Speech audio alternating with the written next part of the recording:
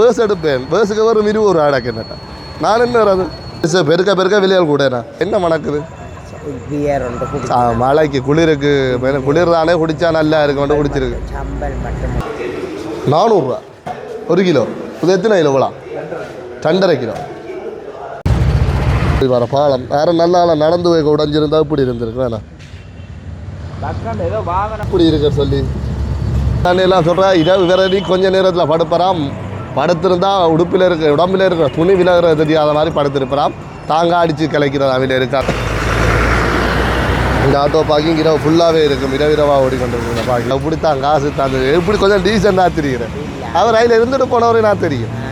அனைத்து உறவுகளுக்கும் அன்பு வணக்கம். நான் உங்கள் சக்தி. இது SK தமிழ் வேர்ல்ட் என்ற குரல்லே உங்களுக்கு தெரியும் என்ன பிரச்சனைன்னு சொல்லி. இப்போ இதுக்கு முதல் உங்களுக்கு காணொலி போட்டிருப்பேன். அந்த காணொலிக்கு மழைக்கு நனைஞ்சு அதுக்கு முதலே ஏற்கனவே காய்ச்சல், இப்போ நல்ல மூக்கெல்லாம் மட்டப்பட்டு நல்ல காய்ச்சலில் இருக்குது.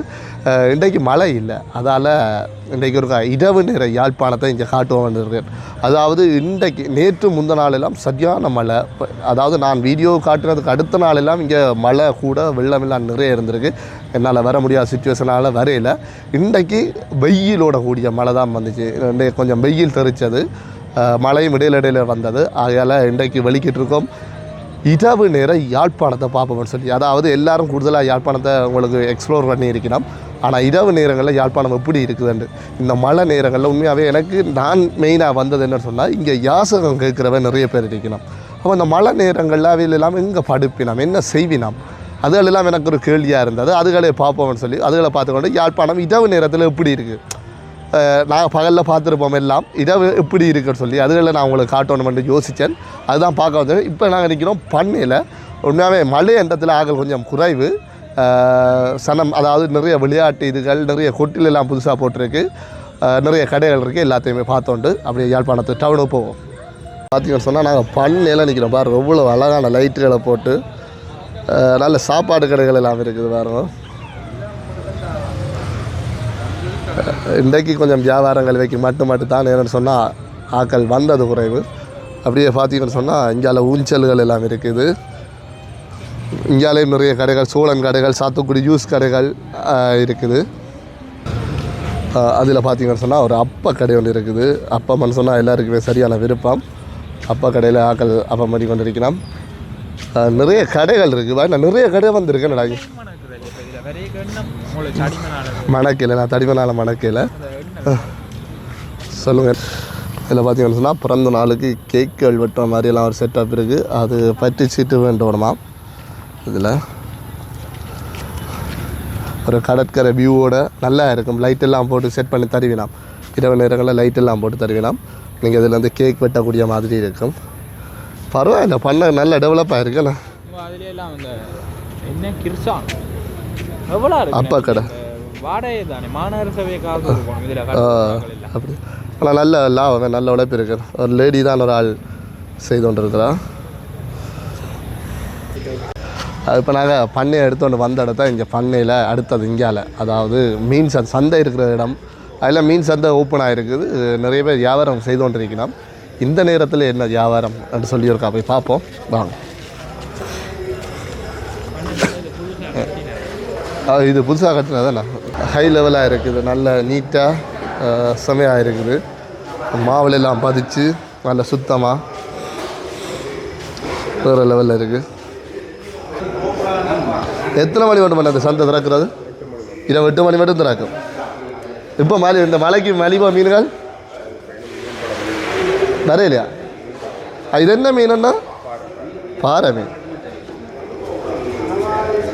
பாறை மீன்கள் இருக்குது. அப்படியே பார்ப்போம். 8 மணி மட்டும் திறந்துருக்கு. இது வா இறால், இந்த விருப்பத்தை பாரா. என்ன விலை அந்த இறால்? 3000 கிலோ. இந்த பெரிய இறால் இது பார்த்தீங்கன்னா அதை விட சின்ன இறால். நண்டுகளை பாருங்க, கணவாய், அன்னைட்டெல்லாம் அந்த ஸ்பெஷல் ஐட்டங்கள்லாம் இருக்குது. இறால், நண்டு, கணவாய். இது என்ன மீன்? அந்த மீன் பேர் விழா மீன். மீன்கள் பேரே இன்னும் படிக்கிறது சரியான கஷ்டம். 8 மணி வரை தான் திறந்துருக்கு. வேணா எத்தனை மணிக்கு ஓப்பன் பண்ணுறீங்க கடை? இது 6:30க்கு. பாருவோம். இந்தியாவில் பார்த்தீங்கன்னா வேறு கலர் நண்டு, அது நீல கலர் நண்டு. இந்த நண்டு என்ன நண்டு ஐயா? குரக்கன் நண்டு. இது விலை கூடவோ குறைவோ? 800 ரூபா கிலோ. அந்த நீல கலர் நண்டோ இதோ விலை கூட? எல்லாம் ஒரே விலை தான். கனவா என்ன போகுது விலை? பெருசு பெருக்க விலையால் கூடண்ணா 1300. இது என்ன மீன் ஐயா? கலவா. இது பாறை மீன்.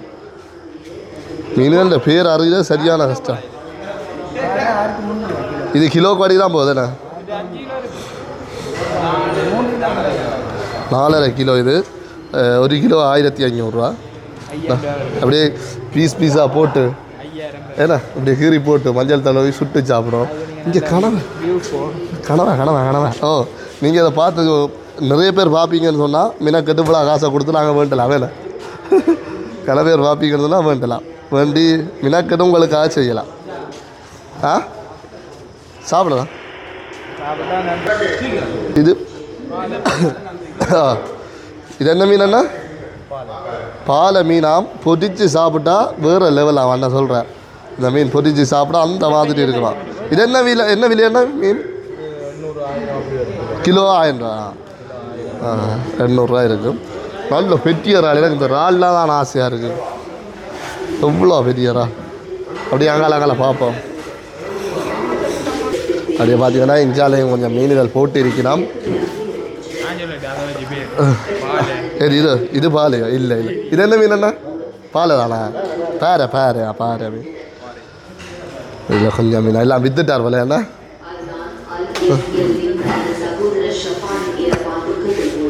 பார்த்தீங்கன்னா அண்ணா மீன் பட்டி கொண்டிருக்க. இது என்ன மீன் அண்ணா? திடுக்க மீன்.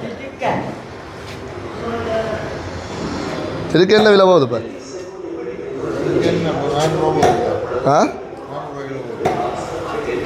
400 ரூபா 1 கிலோ. இது எத்தனை கிலோ போகலாம்? 2.5 கிலோ.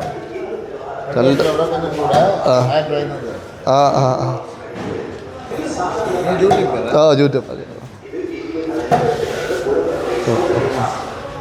மீன் சந்தை பக்கத்தில் பார்த்தீங்கன்னு சொன்னால் மரக்கறி சந்தையும் ஓப்பன்லாம் இருக்குது. மரக்கறிகள் வியாபாரங்கள் நடந்துகிட்டு இருக்குது. பண்ணையில் இருக்குது. பண்ணையில் உங்களுக்கு தெரியும் தானே, முத்தவழி கிரவுண்டுக்கு முன்னுக்கு அப்படியே மரக்கறி வியாபாரங்கள்.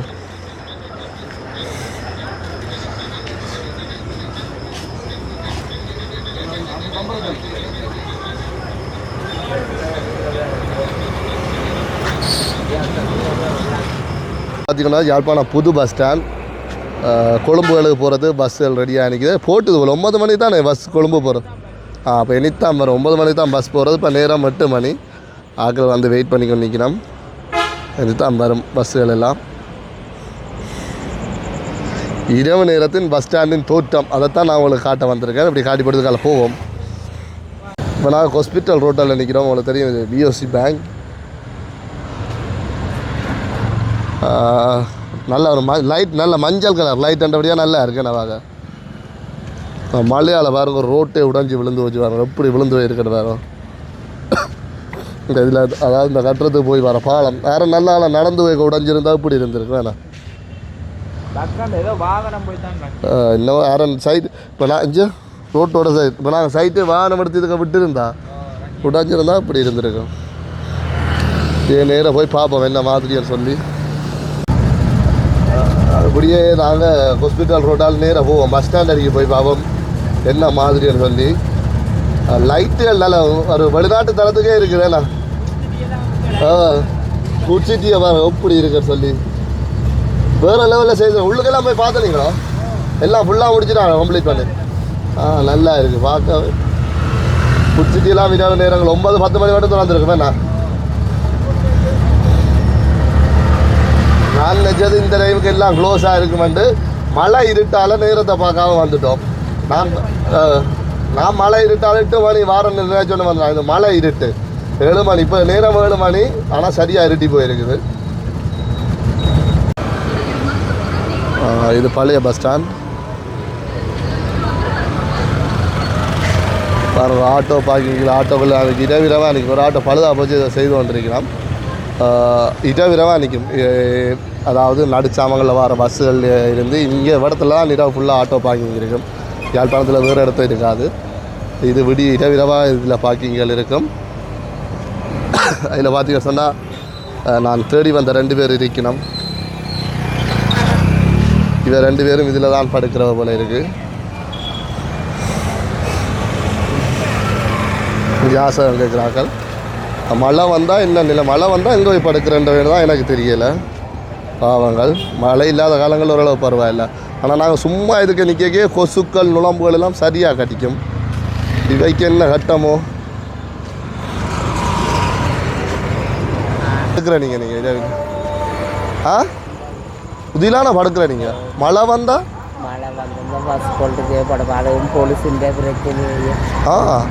மழை வந்தால் போலீஸ்கார கிளப்பினோம். உங்களை வீடு வாசல் இல்லையா? வீடு எங்கே இருந்தோம்? உங்களோட சொந்த இடம்? சொந்த இடம் சங்கானேயா. நான் கல்யாணம் செய்ய மாதல் மனுஷனிலே பிரிஞ்சிருக்கிறேன். ஒரு தரம் பார்க்குறேன். இதெல்லாம் நீங்கள் படுக்க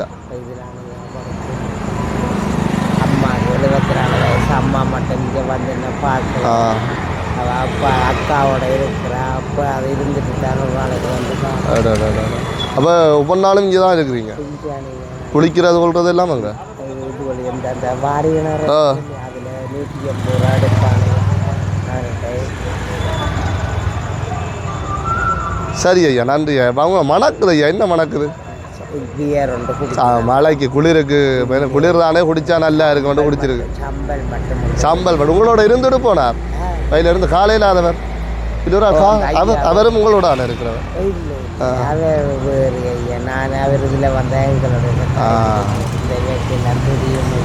நானும் இப்படித்தான் ஐயா, இப்படித்தான் காசு தான் இப்படி கொஞ்சம் டீசெண்டாக தெரிகிறேன். அவர் அதில் இருந்துட்டு போனவரே நான் தெரியும். நாங்கள் ஹாஸ்பிட்டல் ரோட்டில் தான் இப்போ நிற்கிறோம். என்ன போகலை. இது பார்த்தீங்கன்னா அவ்வளோ தெரியும். நம்ம முதல் மஞ்சள் மாடி பில்டிங் இப்போ வெள்ளை மாடி சொல்கிறோம். மஞ்சள் மாடி முதல் இது சொல்கிறது. இங்கே தான் கூடுதலாக அந்த நான் சொன்ன ஆக்கள் இதில் இருக்கிற இது இந்த இதெல்லாம் கடையில் போட்டு அப்புறம் வந்து இருப்பினோம் பார்க்கக்கூடிய மாதிரி இருக்கும்.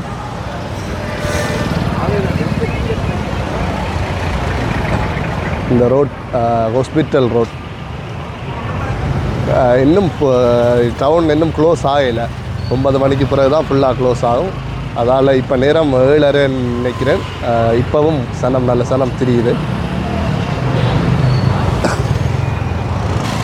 இதில் ஒரு ஐயா இருக்கிறார் பாவம். இவையெல்லாம் பாவம் உண்மையாகவே ஒரு ஆதரவற்ற ஒரு ஆக்கள். கூடுதலாக இதில் தான் ஆக்கள் இருக்கிறது. படிக்கட்டுகள் எல்லாம் படுக்கணும். உண்மையாகவே நான் அந்த என்னோட வந்து கதைச்சர் இப்போ பார்த்துருப்பீங்க வீடியோவில்.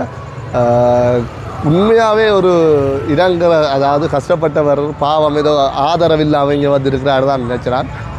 அந்த ஐலேருந்து ஆட்டோ பாக்கில் இருக்கிற அன்னையெல்லாம் உங்களுக்கு தெரியும் இல்லை? நான் பக்கத்தில் கதைச்சவர் அந்த அன்னையெல்லாம் சொல்கிறேன் இரவு விரடி கொஞ்சம் நேரத்தில் படுப்பறாம். படுத்திருந்தால் உடம்பில் இருக்கிற துணி விலகிறது தெரியாத மாதிரி படுத்திருப்பறாம். தாங்க அடித்து கிளைக்கிறது அவையில் இருக்காதுன்னு சொல்லி பெரிய செல்வந்தராம். குடி சூதுகள் அப்படி இப்படின்னு சரியான கேவலமான வேலைகளால் இங்கே வந்திருக்கிறாராம். இந்த அம்மா என்ன வந்து நின்று அழுவாவாம் வாதம்பின்னு சொல்லி இவர் போக மாட்டாராம். வேறு குடிக்கும் சூதுகள் அது தெரியும் தானே என்னென்னு சொல்கிறது. அவர் பக்கத்தில் வந்து நின்று கதைக்கு அப்படி மணக்குது சாராயம். என்ன சொல்கிறது எப்படி நிறைய பேர் இதுக்கு உண்மையாகவே சரியாக கஷ்டப்பட்டார்கள். அதாவது இருக்க இடம் இல்லாமல் உண்மையாக மனசு வெறுத்து வாழ்க்கை வெறுத்து வந்திருக்கிறவையும் நிறைய பேர் இருக்கிறோம். இப்படிப்பட்ட ஆக்களும் இருக்கிறோம். இப்போ 2 பேருக்கும் வித்தியாசம் தெரியாமல் போகிறதுல அதாவது மற்றவைகளையும் எங்களால் கவனிக்க முடியாமல் போகுது. சரி ஓகே, இன்னும் பார்ப்போம் என்ன மாதிரி இருக்கிற சொல்லி இன்னும் ஒரு சுற்றி பார்த்துட்டு போவோம்.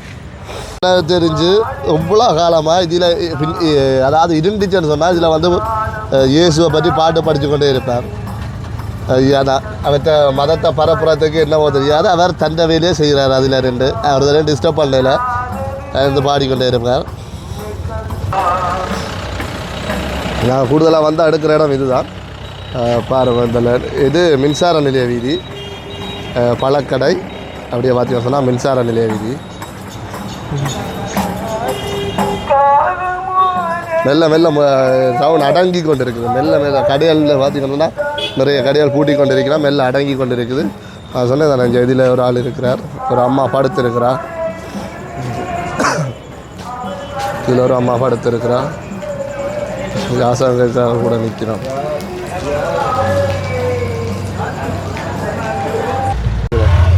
இதே கஸ்தூரியார் ரோட்டால் போவோம் நாங்கள் திரும்பி. கஸ்தூரியார் நகைக்கடைகள் எல்லாம் இப்போ பூட்டி கொண்டு இருக்காங்க. கஸ்தூரியார் ரோட்டல்னாலே நகைக்கடை தான். இன்னும் ஒரு மணித்தியாலத்தில், அதாவது 8:30 போல் டவுனு அடங்கிடுவேன். நான் 7 மணிக்கே முக்காசி அடங்கிட்டது. இந்த 8:30 போல் டவுன் ஃபுல்லாகவே அடங்கிடும். நான் ஃபுல்லாக அடங்கி இருக்கும் நோமலாக எடுப்போம் தான் வந்தேன் நான். ஆனால் கொஞ்சம் நேரத்துக்கு வந்துட்டேன் போல இருக்குது. நாங்கள் முதலாவதாக எடுக்க வேண்டிய ரோட்டை கடைசியாக எடுக்கிறோம். ஸ்டான்லி ரோட்டால் அப்படியே நேராக போய் கொண்டிருக்கிறோம். போய் கீழ் சாடியில் போய் பார்ப்போம் என்ன மாதிரி இருக்குன்னு சொல்லி. கடைகள் மெல்ல மெல்ல பூட்டப்பட்டு கொண்டு இருக்குது எல்லாம். நான் சொன்ன மாதிரி 8 மணிக்குன்னு சொன்னால் ஃபுல்லாக அடங்கிடும், 8:30ன்னு சொன்னால் ஃபுல்லாக அடங்கிடும். பார்ப்போம் அப்படியே நேராக போய் பார்ப்போம் என்ன மாதிரின்னு சொல்லி. ஆனால் நான் நினைச்சேன்னா நிறைய பேர் இருப்பினம் கூடுதல், அதாவது அந்த நான் தேடி வந்தார்கள் இங்கே ரோட் சைடில் இருப்பினம்னு பார்த்தா எனக்கு தெரிஞ்சு இருந்த 4 பேரும் நல்ல வெறியில் தண்ணிக்கு தான் காசு கேட்டுக்கொண்டு நிற்கிறோம். மற்ற ஒரு அம்மா ஒரு ஆள் இயலாமல் படுத்து கிடந்தவா. இப்போ அதை நான் காட்டையில், அம்மா இயலாமல் படுத்து கிடந்த அவளான்னு காட்டையில். ஏன்னா அவளை டிஸ்டர்ப் பண்ணுறது சரியில்லை தானே. நான் போய்க்க என்னோட வந்து கதைச்சவர் தான் அவர் செம்ம வெறியில் வந்துட்டு கதைக்கிறார். எனக்கு சிரிச்சு கதைச்சு போட்டு போயிட்டார். இவற்றை வீடியோ நான் போடவோ விடவோன்னு யோசிச்சு போட்டு தான் போடுறேன். ஏன்னா நிறைய பேர் நிறைய விதமாக சொல்லுவீங்க, அவர் பாவம் குளிருக்கு குடிக்கிறார், சில அதான் என் கருத்துகள் சில பேருக்கு மாறுபடும். எனக்கு அவர் இப்படி இருக்கிறதெல்லாம் பிடிக்கல. ஏன்னு சொன்னால் அவர்கிட்ட அம்மா வந்து அதில் அதாவது எனக்கு மட்டும் இல்லை, அதில் ஆட்டோ வச்சுக்கிற எல்லாருமே இது தாங்கள் வரைக்கும் நிறைய பொம்பளைகள் எல்லாம் வந்து ஆட்டோவில் இருக்கிறதா நான் இவரை பார்த்து அசிங்கமாக இருக்கு. வேண்டாம், தண்ணியை வெறிய போட்டுட்டு நான் காசு அவர் சொன்னார், நீங்கள் காசு கொடுக்க போகிறேன்னு நான் பயந்து போனேன். நல்ல காலம் நீங்கள் காசு கொடுக்கல. ஏன்னு சொன்னால் நீங்கள் காசு கொடுத்தா அந்த காசு குடிச்சு போட்டு இல்லை அம்மா நம்ம படுத்து கிடப்பார் அப்படின்னு சொல்லி என் அம்மா வந்து அழுகிறதெல்லாம் நாங்கள் நேராக பார்த்துருக்குறோம். இப்படி வேறு மட்டும் இல்லை, இன்னொரு ஆள் இப்போ மற்ற அண்ணன் வந்தார், அவரும் சரியான வரி. ஏன்டா நான் அவர் வீடியோ எடுக்கலை, சும்மா கதைச்சேன். அவருக்கும் சரியான வரியில் அண்ணன் என்னோட கதைச்சவர். இப்படி நிறைய பேர் இங்கே இருக்கிறோம். நான் தேடி வந்தது உண்மையாகவே ஒரு இருக்க முடியாமல் கஷ்டப்பட்டு இங்கே வந்தார் இருப்பினோடு தான் வந்தேன். அவைகள் இன்னும் காணையில் நான் நினைக்கிறேன் லேட்டானா சந்திக்கலாம் நினைக்கிறேன். ஆனால் எங்களுக்கு பார்ப்போம், இன்னொரு நாளைக்கு அதான் அந்த வீடியோவில் பார்ப்போம். மறக்காம புதுசாக யாராவது வந்திருந்தால் சப்ஸ்கிரைப் பண்ணி போட்டு பாருங்க. நன்றி. சரி.